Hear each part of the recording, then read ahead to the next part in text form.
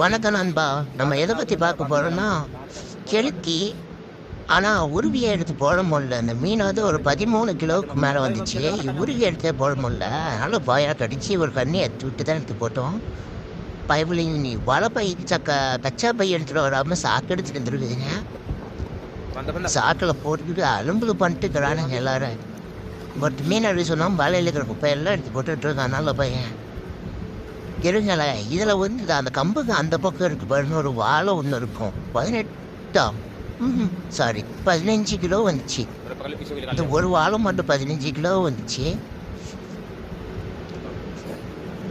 ஆனால் இந்த ஒரு மீனை மட்டும் 2500 விற்றோம். இந்த ஒரு மீன்.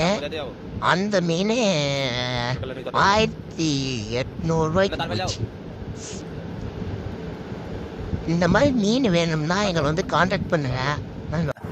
நம்ம வீடியோ கீழே வந்து கமெண்ட் பண்ணிங்கன்னா நான் வந்து ரிப்ளை பண்ணுறேன். உங்களுக்கு வந்து மீன் வேணும்னா உங்களுக்கு நீங்கள் வந்து மேட்டூர் வந்தீங்கன்னா நம்ம வந்து ரெடி பண்ணி வாங்கிக்கலாம். அதில் ஒரு பிரச்சனையும் கிடையாது.